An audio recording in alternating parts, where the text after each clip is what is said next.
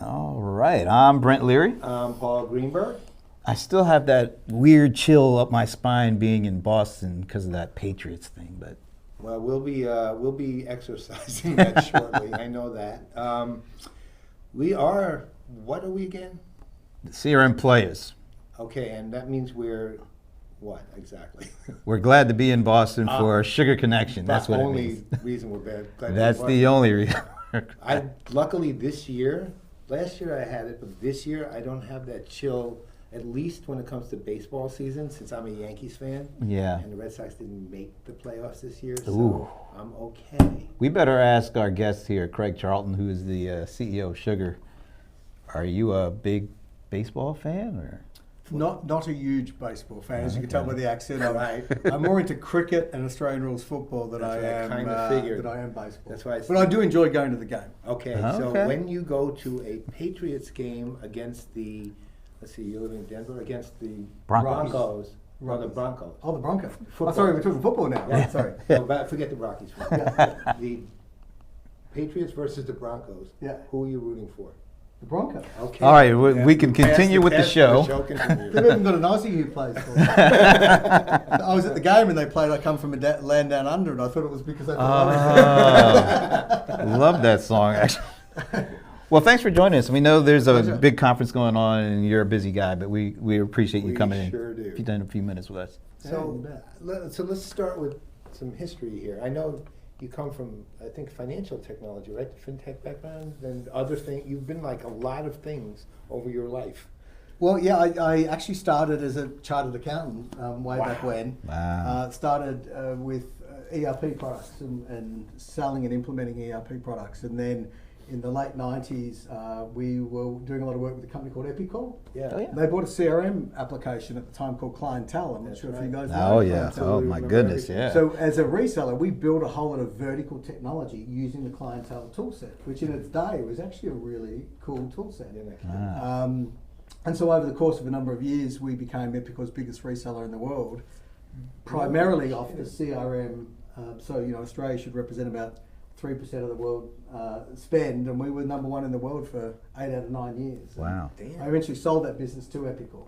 You did? Yeah, in 2008, just before the market crashed. Wow, good timing. That's particularly for 31 hours ahead of the market. It was in May, so I was a little bit ahead of that. But and then I worked at Epicor for a number of years. Ended up general manager and head of the Asia Pacific region. Until when was that? And I ended up at finished at Epicor in, I think it was 13. Did you know Cecilia Berkowitz there? She later became CMO. I don't know if she was there then. No, I think we may have missed probably a year or two. Yeah, and then I went and joined Excel KKR, who now owns Sugar. Right. Yeah. So originally I was CEO of a company called Avila. Right. In Austin, Texas. Heavy CRM bent for association management. Oh, okay. Not-for-profit and fundraising. And then that company was successfully sold, and so I moved on to a company called Oildex in Denver. Holy cow. Which is oil and gas software. Wow. You made the So rounds. Head on against SAP, I assume. We had about $185 billion worth of spend going across that network every year. Wow. An amazing company. I knew nothing of oil and gas. In fact, I even drove a Tesla. I had to keep that hidden. Wow. I had to come out of the closet as a tree hugger once I'd gone. But I didn't realize that oil and gas is just the GDP of oil and gas in North America is bigger than the GDP of the whole of Australia and New Zealand combined. Oh my God. I had no idea it was so big. So that was a really interesting journey, and then that company was successfully sold to Drilling Info in September of last year. And so then I was looking for the next gig, and when the sugar opportunity presented itself, I was super excited. I think there's an enormous opportunity here. What attracted you after all that vast experience and all these different things, what attracted you to that challenge? Well, I wanted to get back into CRM. I mean, I think CRM is customer experience more broadly is such an exciting market, and it's a phenomenally big market. It's growing very healthily. And I also think there's an opportunity for a player to come in and really upset the status quo. And as a user of some of the other products in the marketplace, and a very frustrated user of some of those products, I thought there's a big opportunity, and And the way I look at things is pretty simplistically. I look at a company in terms of what's going to be slow to fix and what's going to be hard to fix and what's going to be easy to fix and quick to fix. And when I looked at Sugar and did my due diligence, I decided that the stuff that was hard to fix and slow to fix was in really good shape.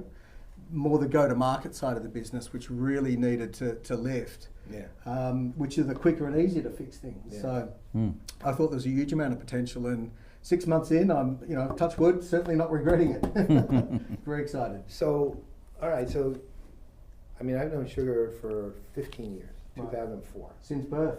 But yeah, literally. I think you were probably, I'm trying to remember, I think I met Sugar at a Gartner conference. Tara Spalding was your VP of marketing at the time, and she introduced me to Clint and to John Roberts when he was still the CEO. And you've undergone an extensive set of evolutions over time, right? Open source, of course, being the first and foremost one, and then that became not much of a differentiator, really. So that went away, and then you kept evolving from there. This evolution, the one you're, and in the course of that, by Sugar 7, you became a highly, like a really good platform for, I'll call it what used to be called operational CRM, which is really what all CRM is right now. It's core operational technology.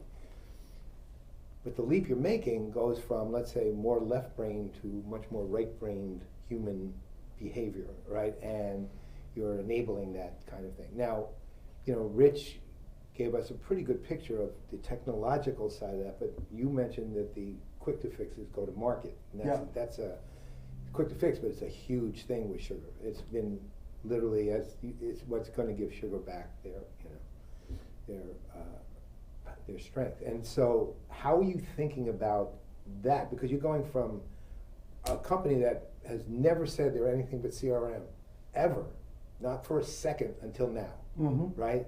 And that's changing a game for you. So how are you thinking about go to market, the leadership, outreach, everything? How are you thinking about all that? Well, look, we've had the opportunity by virtue of our new owners to completely level set everything. And there's a huge amount of, I think a huge amount of opportunity. And for me, the way I look at things is as a user of CRM and many different CRM systems, one of the questions that executives have been asking and not getting answers to, or getting answers to with a team of people running like chipmunks on a wheel trying to get outcomes. And I used to come home to my wife frustrated using a competing product, and I kept saying to her, I can't believe this is the #1 CRM application in the world. It's just, all the questions that I've been asking, I've been incredibly frustrated. I can't get answers to. And considering the power of technology these days, the sort of products that we're bringing out, like Discover, I mean, that for me, I was almost tearing up when they presented it back to the executive team, because I said, that's exactly what I've been asking for years. So, in terms of go-to-market, not a lot is going to change, but obviously we've done the rebrand, we've done the relaunch, new mission, new vision, and we're really promoting all the things that have been great about Sugar that we probably haven't done a very good job of promoting. And you've talked to Rich, he's a rocket scientist and has got an amazing team of people. They've been working on this stuff for years. I'm just the beneficiary coming in as the CEO at the end of the day with a good healthy checkbook and writing checks. So we've bought three companies, which I think all of which have paid dividends in a major way for our customers. And we're gonna go out and buy some more. But I think products like Discover are incredibly transformative, because it's questions that people have been asking for an extended period of time and not getting the answers. And even more importantly, it's answers they haven't been asking the question where they should have been asking the question. So we're super excited about that. I mean, it really does change the game. What kind of feedback have you gotten over these 6 months from customers and partners on this new direction? Incredibly positive. Interestingly, whenever I started a company, I spent a lot of time getting out as far as I can to everyone and just asking questions and talking. And our partners in Europe were quite vocal, saying, you need to get moving, Craig. You need to do some stuff. And the next time I went back out, then we presented everything that we'd done and particularly the acquisitions. And they said, Craig, you need to slow down because, we're going to catch up. But we're not going to slow down. I mean, the pace of innovation is going to continue to accelerate. And I'm excited by that. I think we've got, an amazing team of people, and we've got great backers, and effectively an entirely new executive team with the exception of Clint and Rich more recently. So I think there's a huge amount we can achieve. So here's another, so Sugar historically has focused on mid-market, and it's had some tentacles at different times into the enterprise. It's also played reasonably well in the smaller business side, although not real small business, but like the lower, the companies that are graduating to the mid-market was very, sort of where Sales Logics used to play, right? Like in that area. You've always been really, really good at that, to the middle, heading into the upper ends of the mid-market. But you also have proven, and that was years ago, several years ago with the IBM implementation, you proved that you could be enterprise level, you could scale. Yeah. That was proof that your technology scaled. Regardless of anything else, that was a huge, huge thing. And it's, so when it comes to enterprise, for example, because that's where pretty much all the biggest guys are playing, and they're all there. Mm-hmm. You want to go there? Are you going to go there? Are you definitely there? How are you looking at your sort of scalable, not your total addressable market, the market you scale best to? So I think, as you said, we've proven we can scale to the biggest companies in the world. Is it a place where we're doing, getting most of our success? No, but we're very equally spread between, if you look at the markets, it's about 30% is at the lower end of the market, about 40% is that mid-market and upper mid-market, and then the remaining 30% is enterprise. So the fastest growing section of our customer base is that mid-market and upper mid-market. Yeah, that's no surprise. And look, in the enterprise, there aren't a lot of greenfields opportunities. Most of them have got something embedded, whether it be a legacy, ERP, CRM, or the gorilla in the space.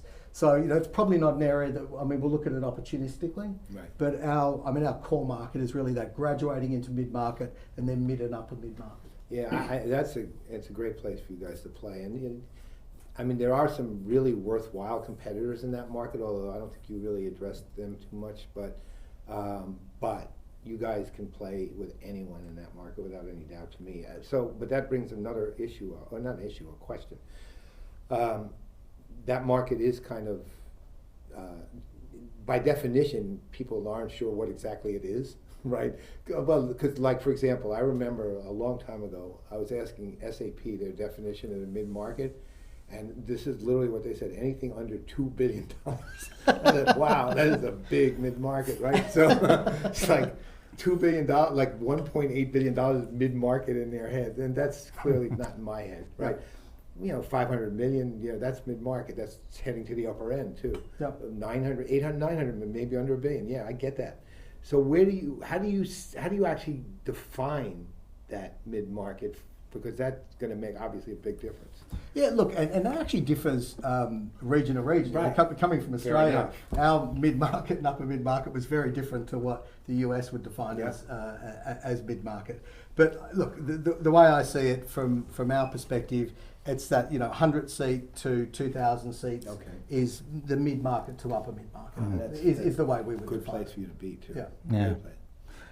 So I'd like to go back to this no-touch information management, because that seemed to resonate quite a bit. And let's face it, over the decades that CRM has been around, nobody likes spending time putting in data, maintaining data, searching for data, and that's probably been one of the main reasons that a lot of salespeople just don't like using CRM. So what are the different ways that you go about executing on this no-touch strategy? And I'm always interested in, where does voice fit in? Because you're seeing a lot of, the last 4 or 5 conferences I've been to in the last couple of months, voice has really played a really significant piece in shaping the customer journey, or at least being a part of shaping the customer journey. So when you think of no touch, it's just sort of, what does that mean in general from a Sugar perspective? And then how does something like these voice devices and voice interfaces, how does that play a role in that? So look, I mean, from our perspective, no touch, and I've been around, a long time in terms of CRM, and been in many environments where the salespeople they're very creative. They'll find ways not to use the system. I was going to say cunning, but they're very creative, right? And the balance was completely wrong, and where it was all effort and you can get little out reward, what you type maybe. in. Yeah. I mean, there's no value in that. Yeah. So we want to turn the tables, and it's all value and virtually no effort. And if we can do that, then people are going to embrace the system. In fact, demand the system because it's a tool that helps them to be successful. So the examples of no touch, that we've already got within the application, it's obviously tying in all of the applications that someone's already using, so that it's data entry as a last resort. You should never have to re-enter any data. I like that, data entry as a last resort. Last resort, yeah. I mean, occasionally it has to happen where we're not head in the clouds and and completely disconnected from reality. But data entry is a last resort. So if it's entered somewhere, get it into the system. But then more broadly, there's just so much information out there today. Why should you as a salesperson, have to go trawling the internet to find information when there's publicly available sources that can give you a complete refresh, an ongoing refresh and an update of everything that's pertinent to that customer, whether it's a news feed, whether it's a changing personnel, I mean, all of those sorts of elements. And then the next level of that is that proactive insights that we were talking about earlier today, is to be able to surface information that I wouldn't possibly, unless I was incredibly gifted or had machine learning DNA, that I wouldn't be able to actually ascertain from the data that I'm looking at. So it's surfacing critical information about, you need to action this. This is your next best action. This lead's just come in and it's a really high probability of close. You need to be working on it. So it's using this, that 360-degree view of the customer, combined with AI and machine learning, and telling people what is it that they should actually be paying attention to. So I think it's two elements. It's not having to enter into the system, but it's also then not having to go hunting and pecking through the system to find information, or go hunting and pecking through other systems, be they LinkedIn or whatever else, to find news feeds, having all of those feeding into your one portal, which is your customer experience application. So, we have this friend, his name is Graham Hill, and we've known him for many years. He's let's say, if he was older, I'd call him a curmudgeon, but he's not old enough to be called that. Is he related to Benny, by the way? Benny Hill, yeah. I think I was thinking, picturing some Benny Hill music. His dad. You fit in right with it. So we were tweeting this morning, and I said something about unified data on my in a tweet, and he responded, and he's right. Customer 360 isn't always necessary. He said a lot of times people just need parts. Basically, I'm clearly interpreting his tweet, but a lot of times they just need parts of that. They don't need all of it, right? They don't need the full profile end to end. They need pieces of significance at the time they need it. And as he said, remember, data is a cost. And it was a really very smart statement, and he's totally right. Now, in our world, the world we're all in, we hear Customer 360 nonstop, and we've heard it for 20 years, right? It's the Holy Grail. It was the Holy Grail. Now it's kind of necessary. But, but how do you take what Graham said and put it in terms of what Sugar is talking about? Because he's making a really important point there.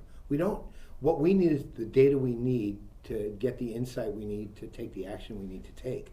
We don't need all of it. We just simply need what we need.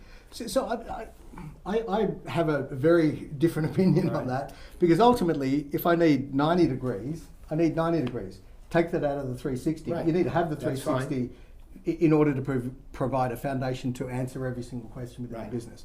And the piece that I've always found with every CRM system I've ever dealt with, the piece that's always missing is time. The time dimension, that time fidelity. Where CRM systems are great at telling you the state of the nation now, they're really poor at telling you historically what's happened. And so the answer for a number of CRM systems is, we'll take a snapshot of the pipeline on a daily basis. That's my contribution to history. That's Frankensteinian. I mean, really. I mean, to be able to pull all the information, you need to have time, and you need to have that 360-degree pool of data to get the answer to any questions, whether it be a really, really linear question or something far more holistic. No, and I think Graham is actually saying that, but he's trying to, and to his point, which is actually important, is, I mean, we've all dealt with, let's call it, remember big data? Remember that was like the thing? And of course, it was only big data until systems could handle it, which was basically, what, a year? It was right? Then it was just right. data. It was like, I remember, I still literally remember when a megabyte was big data, right? 286, right?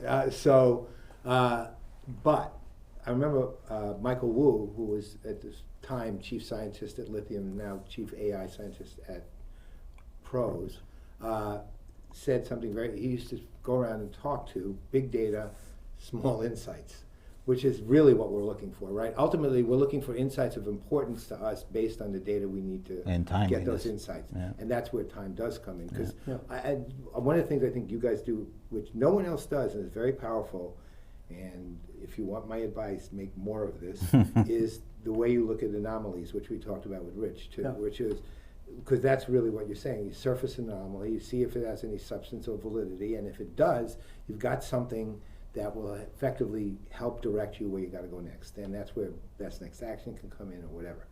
But at that point, is surface that anomaly is what you got to do first. And that really is always a measure of time, because it's consistency versus a differential, right? And so you guys do that. You're talking about that. We do it. Well, that's the thing. Yeah. I would be showing that to the entire world. We are. As fast as you can. We are. And you know, I mean, that was an amazing acquisition. And when we looked at it and started doing the due diligence, all the things that they were talking about were the things that had been my ongoing frustrations as an executive in business, that there were things that I couldn't get answers to.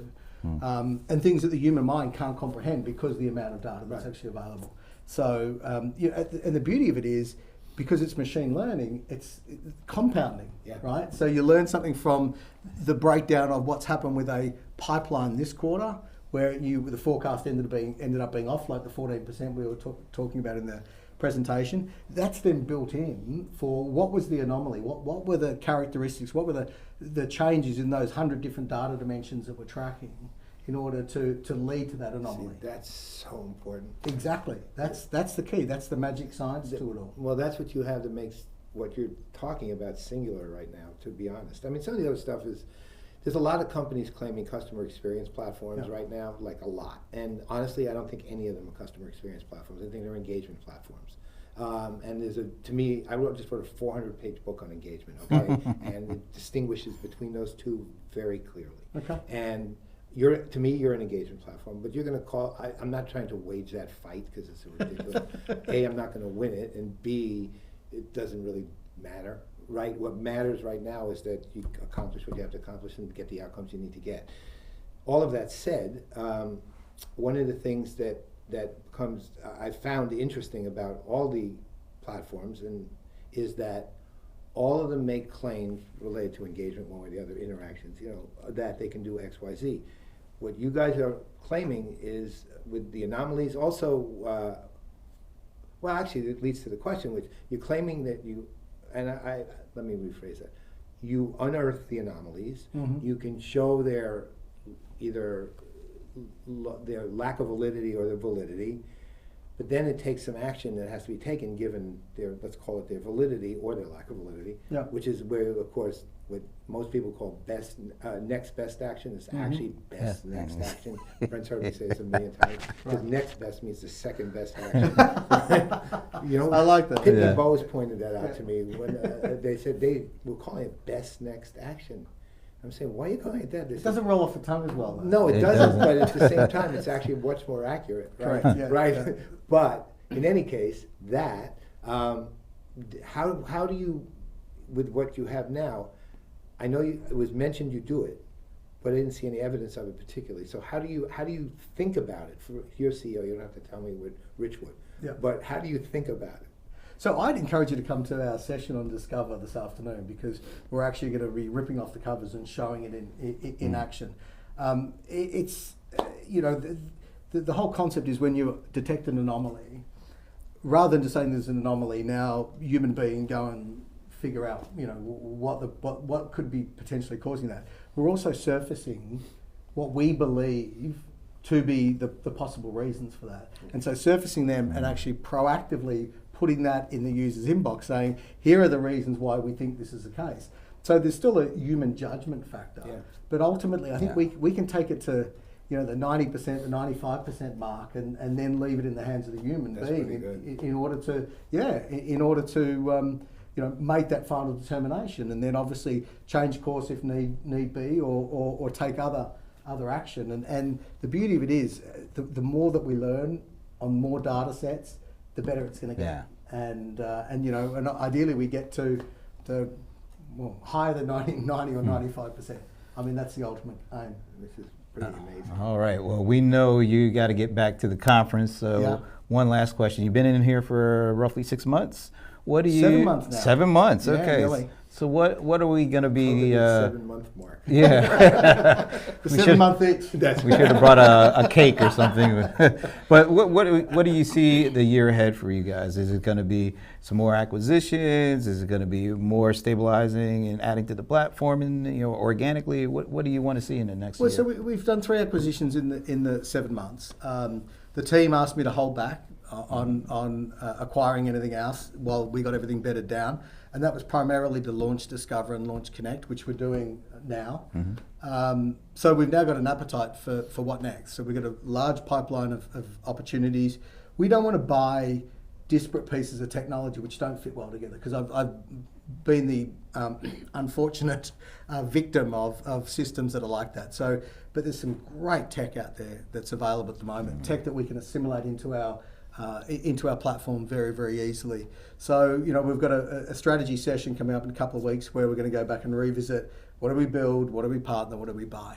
ecosystem. Yeah, Yeah. exactly. Filling out the ecosystem. Yes, so sir. we've got backers that are prepared to write checks, and Yes, it's we gonna do. it's gonna That's be an always a exciting good journey. thing. Sounds It like is. All right. They Well. are our best PE firm. They are the best They are. PA firm I in the agree with business. you. This is my 4th gig with them, so I Nice. love them a lot.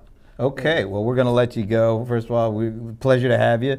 Glad to hear that you're a Benny Hill fan and you're not a fan of Bill Belichick and the Patriots. So that makes things really nice. as long as it's not alienating our customers.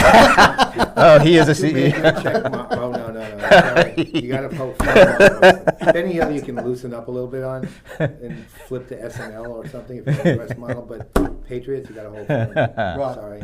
All right, but appreciate the time. Thanks. Yeah, very Andy. good. Sir, Thanks, it was guys. a pleasure. Cheers. Absolutely. Good to meet you both. We'll do it. All right. I'm Brent Leary. I'm Paul Greenberg, We're still in Boston, but we are out. and we're still the Playaz. Thank you, gents. Hopefully that accomplished.